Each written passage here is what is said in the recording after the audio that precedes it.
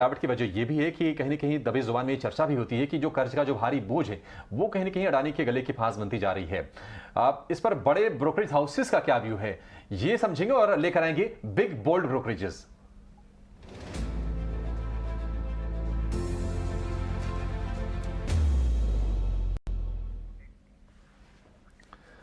तो अडानी ग्रुप के ऊपर जो कर्ज है, तमाम कंपनियों ने जो कर्ज ले रखा है, उस पर दुनिया के दिग्गज ब्रोकरेज हाउस सीएलएसए का क्या कहना है, ये बताने के लिए हमारे सहयोगी सौमित सरकार हमारे साथ जुड़ गए हैं। सौमित, बताइए क्या बोला है सीएलएसए ने अपनी रिपोर्ट में, उसमें से क्या खास बातें आप हाईलाइट करना चाहेंगे?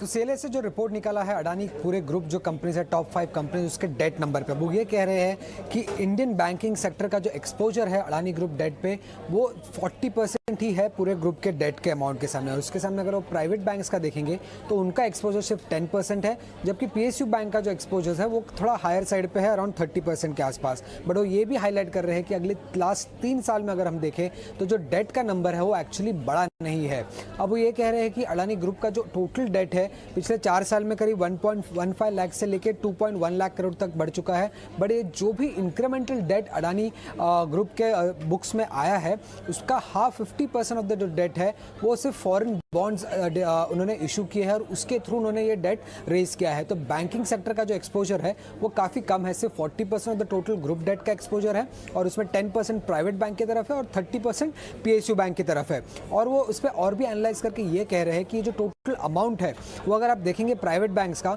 तो उनका जो टोटल लोन अमाउंट है उसका सिर्फ 0.3% होगा और सिर्फ 1.5% होगा उनके नेटवर्थ के सामने। और पीएसयू बैंक से अगर हम कंपेयर करें तो जो 30% एक्सपोजर है उनका अडानी ग्रुप की तरफ तो वो सिर्फ 0.7% होगा ऑफ द टोटल लोन्स जो है पीएसयू बैंक्स के FY24 के लिए और सिर्फ 1.6% होगा FY24 के नेटवर्थ के सामने। अब वो ये आगे जाके ये भी कह रहे हैं कि भले ही जो अडानी ग्रुप है उनका debt over the years double हो चुका है, बट कंपनी का जो डेट टू लेवरेज जो कि leverage ratio gross debt to EBITDA या जो इंटरेस्ट कवरेज रेशियो होता है एबिटा टू इंटरेस्ट अमाउंट, ये दोनों ही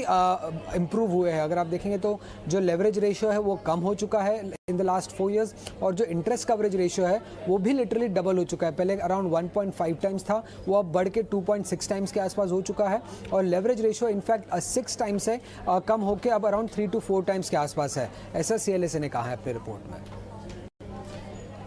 ठीक है, बहुत बहुत शुक्रिया सौमित आपका ये सारी जानकारी देने के लिए। तो अडानी ग्रुप ऑफ शेयर्स में प्रेशर जरूर देखने को मिल रहा है, पर कर्जे को लेकर सीएलएसए का क्या कहना है वो आपको सौमित ने जरूर बताया। पर चलिए अब आगे बढ़ते हैं और कुछ स्टॉक्स पे चर्चा